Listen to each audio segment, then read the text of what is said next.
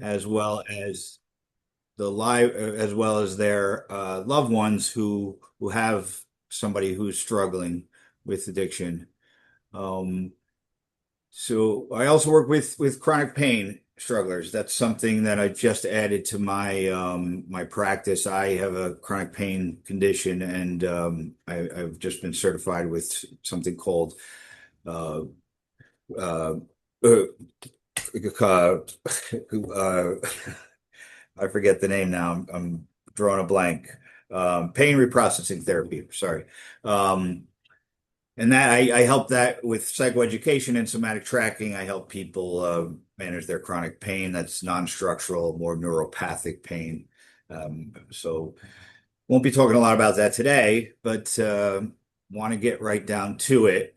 Going to talk about multiple pathways of recovery today, which is a topic that I love talking about. Um,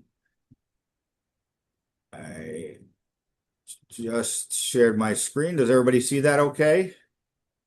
It's coming up. All right, it's coming up. Okay. All right. There we are. So this is a workshop inspired by the works of William F. White. If you're not familiar with William F. White, he is a addiction researcher. He has a master's in addiction studies. He wrote this incredible book, Slaying the Dragon. And Hmm. most of I'm not able to show that very well. Anyway, um, Slaying the Dragon. It's the history of addiction treatment and recovery in America. Uh, so most of the facts in this presentation come from that book, and let's get down to it. So, getting started, we look before formal treatment. So, recovery. What is recovery? Recovery is the process of returning to a normal state of health, mind, strength after a period of illness, injury, or difficulty. This tells us recovery came first. And recovery, you are in recovery when you say you are. Some people like to really give a rigid, narrow definition of recovery. I like to give a very open-minded definition where somebody makes that decision to start to change. So they recognize there is an issue and they want to shift. And once they recognize that and they start to at least think differently, that is when recovery begins. And it's a process. It's not, it's not returning to. It's the process of returning to. And recovery has been around for a very long time. So initially, you had community and families. You relied on neighbors and elders, religious leaders. Of course, there was still a lot of stigma and shame around that, even though you were supported.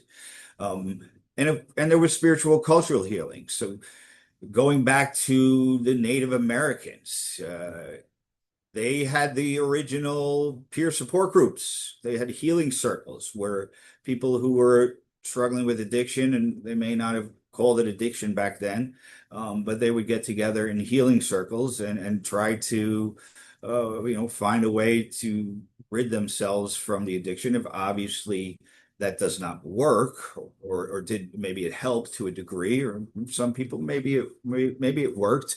But this is when it started. I mean, in the 1700s, peers were gathering and sitting with each other and trying to figure out how to get better with healers. Um, so it's recovery is older and more broader than rehab clinics or any single fellowship.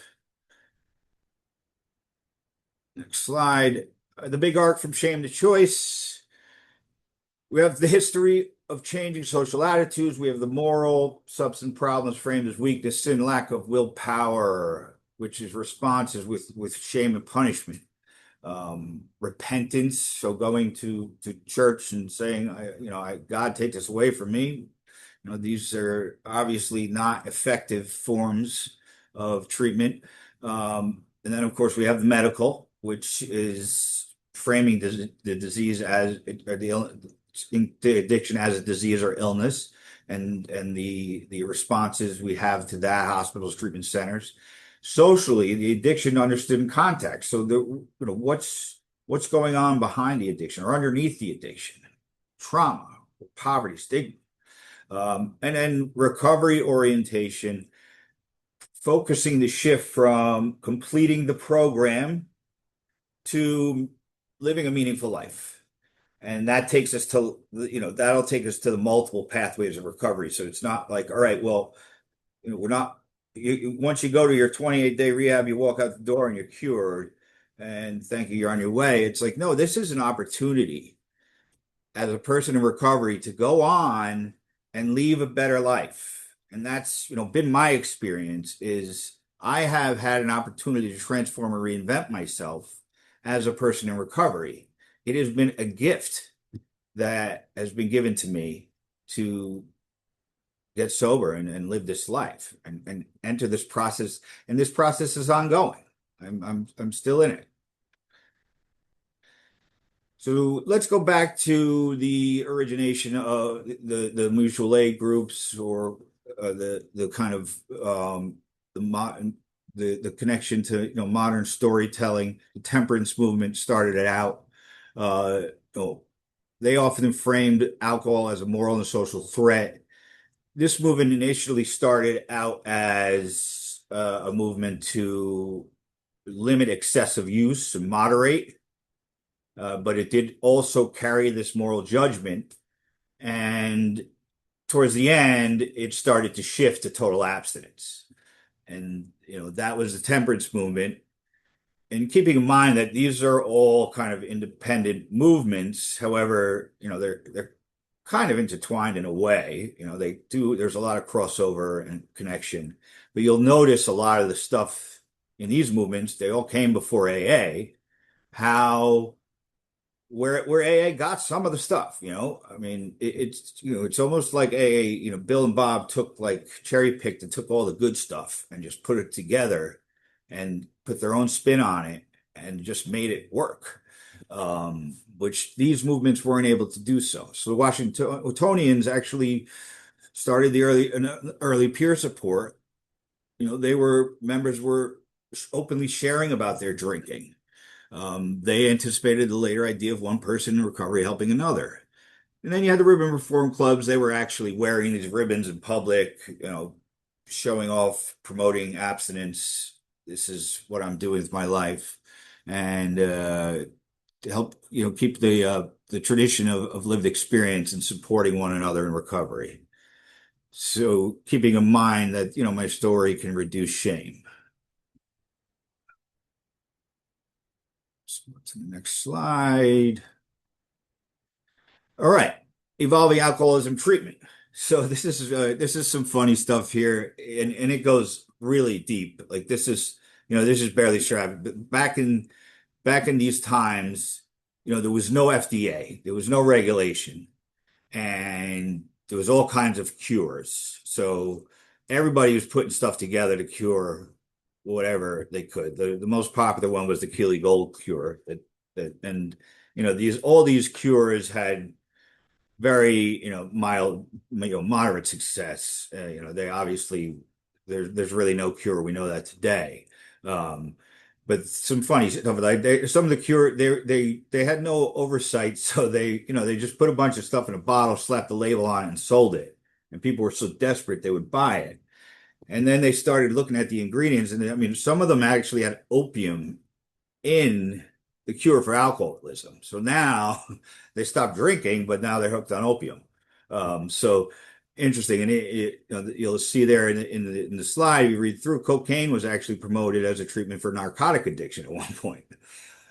So it's really funny stuff. I mean, it's not funny, really funny. It's kind of funny to me just because at the time, they're just it was kind of like the Wild West. They're just anything goes. Now we actually have these medications that are being, manufactured specifically for this use to help people, which is a very different story than it was back then. Religious missions, there was also prohibition. And prohibition was a big deal because now all of a sudden you can't get alcohol legally. So you have to go underground, and that the social policy alone. Now we learn that it could not create recovery. The prohibition just kind of increased organized crime, and people were just drinking. You hear in the big book, you hear Bill W. Here's the stories about the bathtub gin. I mean, that was a real thing. Like people were making gin in their bathtubs, and that's just awful to think about what kind of alcohol they were putting in their bodies. Not to say, I mean, it's all poison, but you got to be a little crazy. Who knows what it was like? But yeah, I mean, they religious missions. They were sending people to conversion missions. So now you can convert somebody from an alcoholic to a non-alcoholic. None of this stuff worked, but people were desperate, so they tried. All right, so now we also shift to the focusing on narcotics, because there's also now we're saying, all right, we're not only not having a problem with alcohol, we're having a problem with narcotics as well. However, people that were using drugs now were even beholden to a more intense stigma, and more controlling, and they were treated as deviants, more likely to commit crime. The policies, the policies that were implicated were shaped by public fear, racialized narratives. I mean, you look at some of the things that happened, with the war on drugs and the way it displaced peoples in certain communities, and incarcerated so many people. It's just in this country, it's really just awful the way the policy influenced, drug addiction. And, we're seeing some of that today. I mean, there are states that are saying if you go out and buy drugs and you give it to somebody and they die, and there's fentanyl in it, then you're going to go to jail for murder. I mean, that is possible. I mean, and now they're labeling fentanyl as weapon of mass destruction. That scares me, because I don't, why this doesn't help people that need help. That this just tells me I hear that and I hear more incarceration, but that's a conversation for another day. Um, and I don't agree with incarcerating people that are, people need to be held accountable. Yes, but incarcerating people just for using drugs, I do not agree with that. Because as a recovery coach, it's like I support people who use drugs. That's the starting point, right? You're using drugs, I support you. Let's do, how can I help you? What do you want to do about it? All right. Moving along. Oh, AA, here we go. Modern alcoholism movement. So, you Alcoholics Anonymous redefined recovery.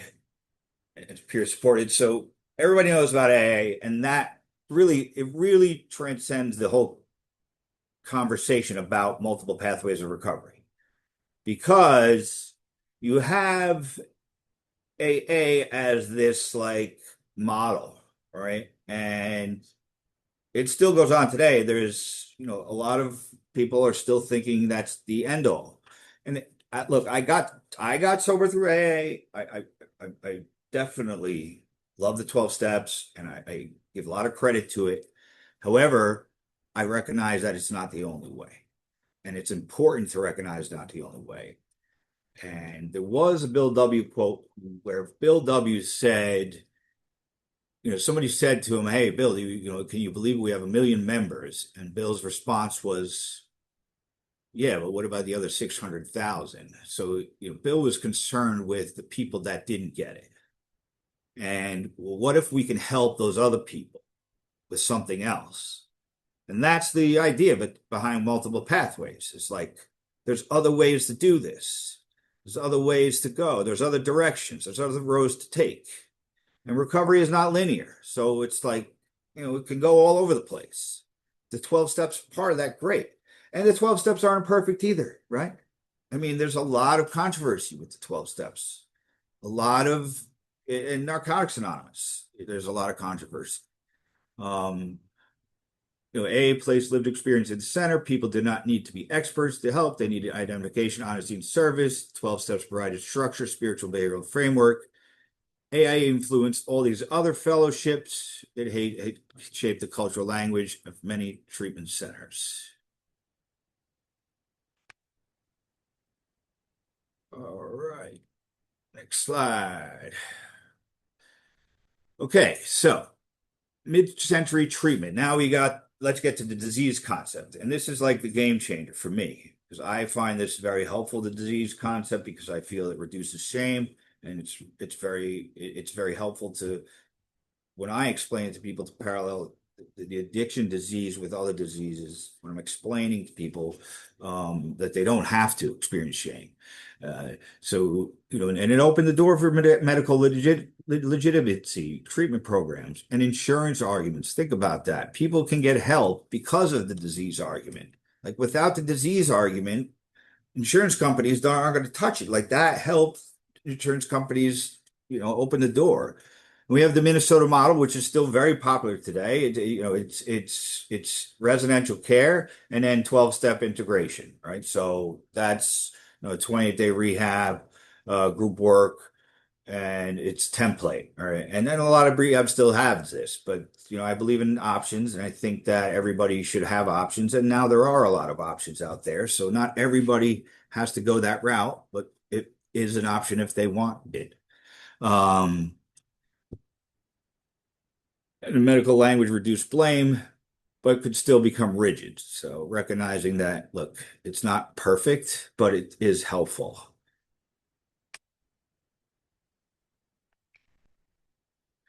The professionalization was helpful as a path. So now we have counselors that are getting credentials, ethics. We improved ethics. However, some systems undervalued lived experience and academic credentials became more important.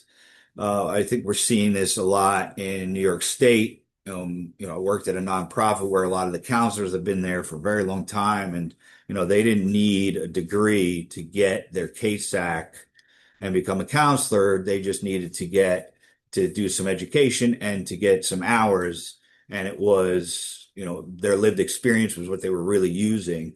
And now it's just really hard to get your CASAC. Like if you don't have a degree, it's like 6,000 hours of work experience, and that's like 3 years.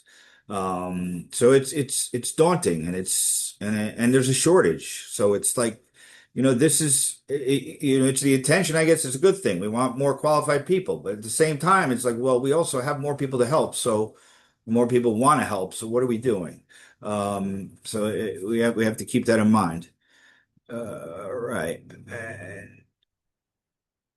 And now medication assisted treatment. We call it medication assisted recovery, many different names.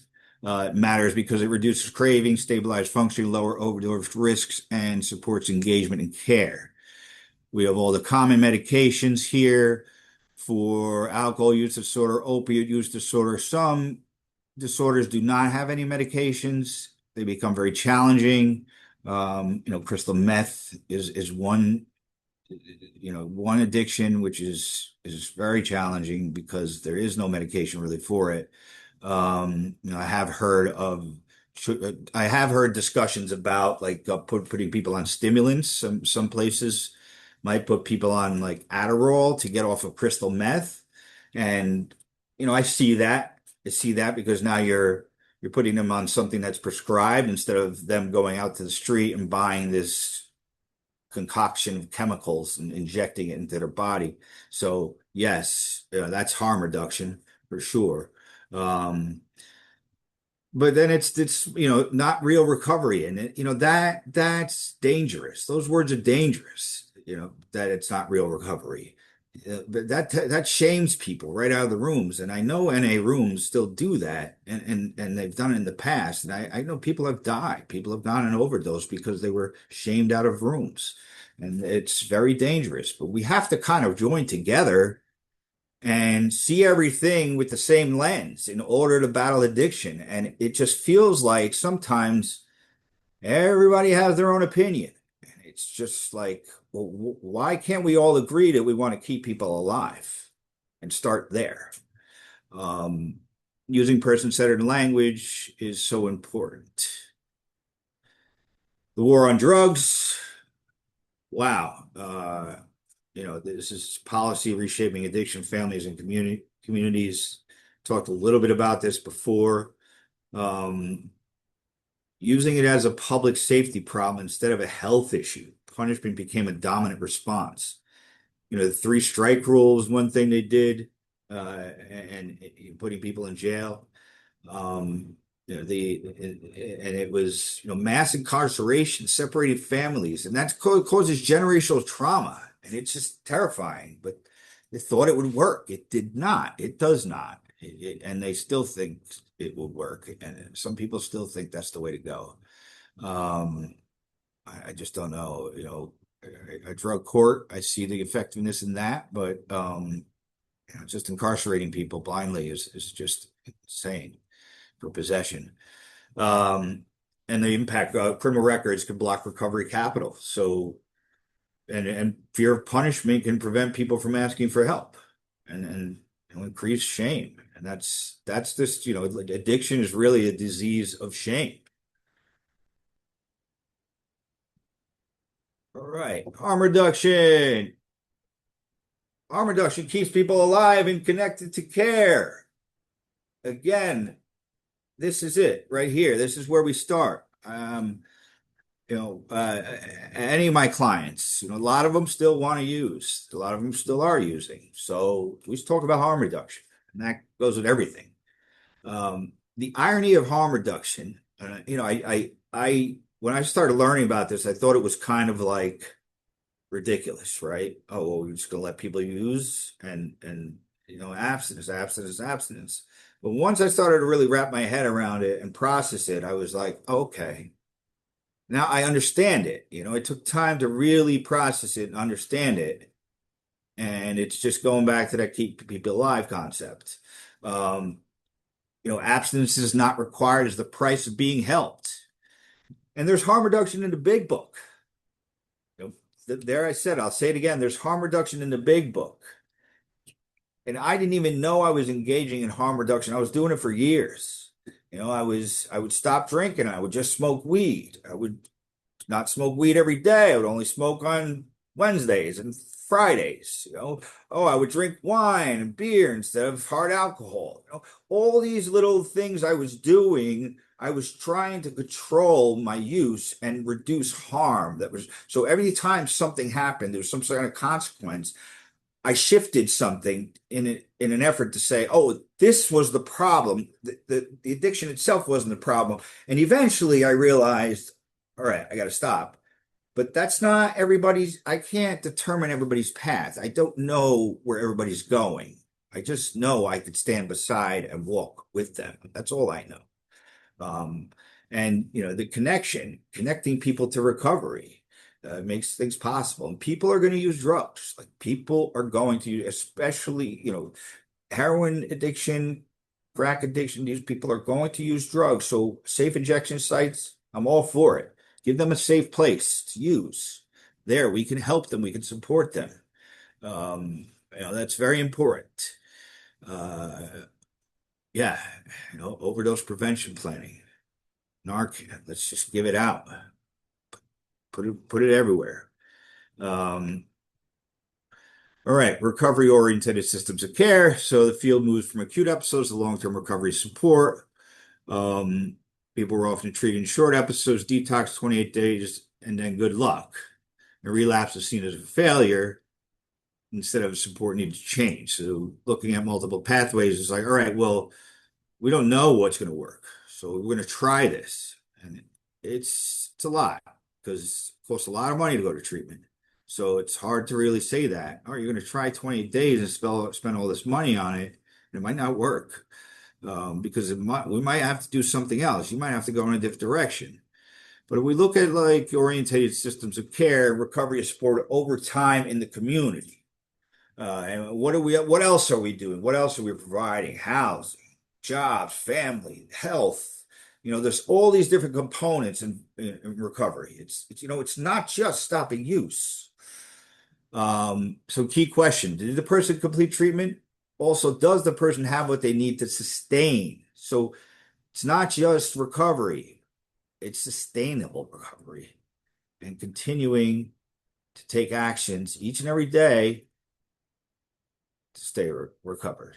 The opioid crisis, have to mention that. This really shifted a lot of things. It made it, raised a lot of awareness. Unfortunately, it was people that have a different of a higher socioeconomic class started dying, and people in small towns, and there was a pharmaceutical company pushing medications that drove people to use heroin.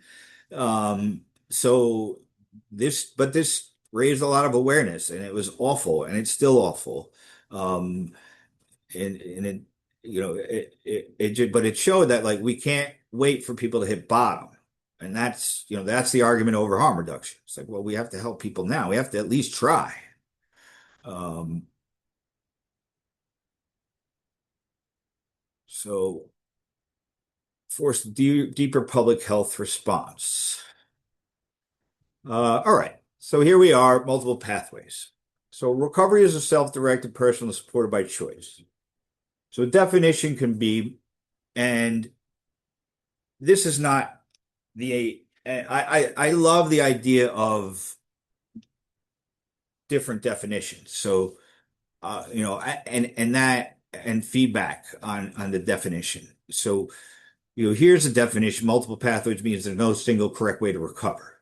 People may use one pathway, combine several, or change pathways over time. I think that's directed to the point and what we're trying to say here. Not everybody wants to hear it. People want the cure, but that's not the way it works. We have core values, safety, dignity, choice, connection, so important, purpose, humility, and can't do anything without hope. So instead of asking, are they doing recovery the right way, which when we're talking about multiple pathways, there is no right way. Ask, is this pathway helping them become safer, healthier, and more connected? That's the real question. Is the process starting? Oh, so we have mutual aid pathways. Of course, we have all the mutual aid groups, peer fellowships. It's one of the most enduring forms of recovery. Addiction is a disease of detachment and isolation. Connection with others and strength of community is so important for long-term recovery. It's so critical to find your people and to spend time with your people and stay connected to your people. How you do that, there's no wrong way to do that. You just have to find those people. Um, here's a bunch of examples. You've got all different groups. This is just a short list of groups. The identification, they hold you accountable. It's a place to practice honesty and hope, and help coaching that help people explore it fit rather than forcing one fellowship. A bad fit with one group does not mean mutual aid cannot help. So keeping in mind that there's other options. You don't have to throw it all out just because one thing didn't work. Clinical and behavioral pathways, very important. Treatment settings, detox is with certain disorders, you have to detox. It can be very dangerous, even result in death if you do not detox. So, very important. Residential treatment, PHP, intensive outpatient, and medication management. Therapeutic approaches, motivational interviewing, my favorite. I love to coach with the spirit of MI, not just using MI, but the spirit of MI. And my perspective is that listening is our greatest tool. But there's lots of other therapeutic approaches. Trauma-informed care is very important. Family therapy, co-occurring disorder treatment. So recognizing that it just may not be the addiction. There may be something else going on. Treatment can help initiate recovery. Recovery must be sustained through daily life, relationships, purpose, and support. Medication and harm reduction pathways. We had medication-assisted recovery. Medication stabilizes the nervous system and reduces risk for many people. Can be short-term, long-term, or part of a broader recovery plan. Harm reduction pathways reduces immediate risk without demanding readiness for abstinence, builds trust, safety, and connection. Often the first steps. I mean, that's beautiful. Builds trust, safety, and connection. Who wouldn't want that? Harm reduction. It's beautiful. Think about it. Shared message. Both challenge shame-based ideas of recovery. Both say you are worth helping now. Yes, right. Family recovery is a pathway. So critical. Can't ignore the family. The family can make or break a situation. What is the family life? What's going on there? Education, boundaries, healing. A lot of family needs healing, needs support. They often feel anger, grief, guilt, confusion. They always try to, they're not always, but they do mostly try to control the addiction, so they feel powerless. What families can practice: clear boundaries, consistent communication, reducing shame and blame, supporting treatment without managing every outcome. The key shift from control to connection, from crisis reaction to value-based response, from isolation to informed support. Family system can become part of the recovery environment. Peer recovery coaching. Here we are. Here I am. Here everyone is. Such a great modality.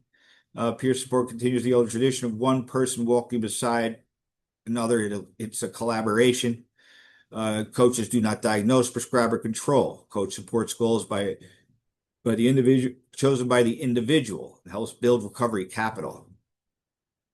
Coaching helps navigation, accountability, shame, problem solving.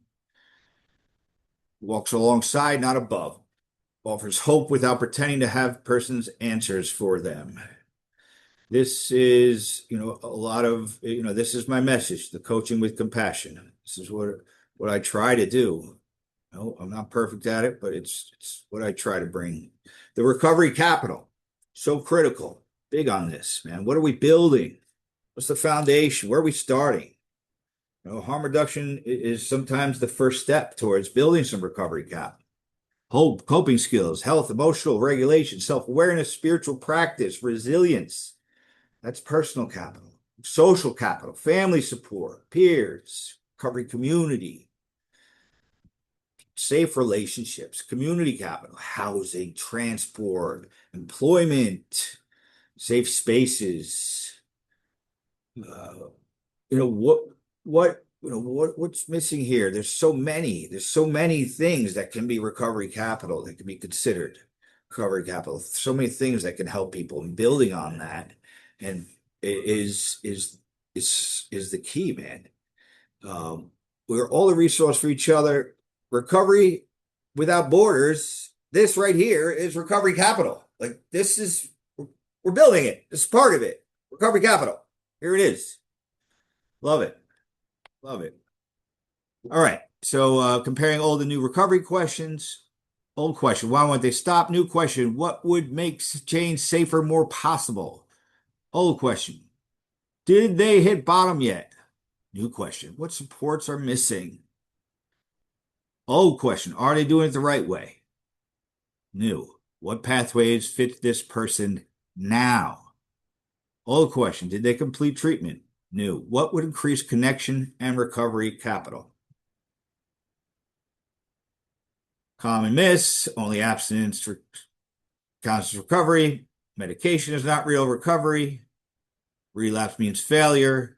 People have to hit bottom. All myths.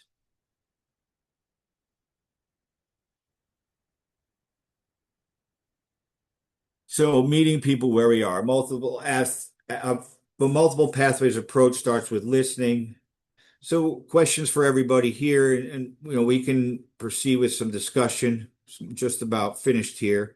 What does recovery mean to you? What has helped before? What has not helped? What are you willing to try next? What feels unsafe or unrealistic? Um, this is where philosophy becomes practice. We have to, and this is to say that we want to incorporate these values into our everyday practice. And we can discuss these kind of questions, like which historical framework, moral, medical, criminal, public health, recovery oriented still has the most influence today?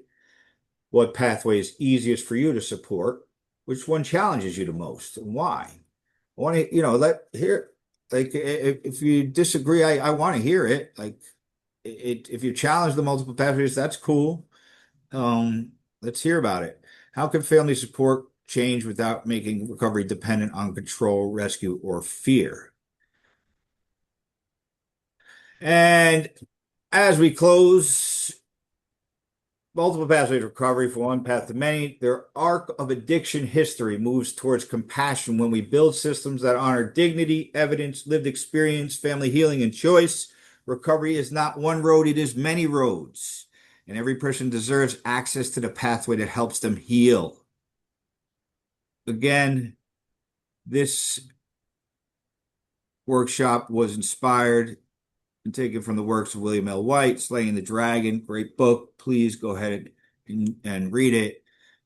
It'll take you a long time, but it'll be well worth it. So much good stuff. The information I gave you is just, it's barely scratched the surface. But so grateful for the opportunity, Recovery Boards. And yeah, thank you so much for the platform. That's it for me. Great. Thanks, Damien.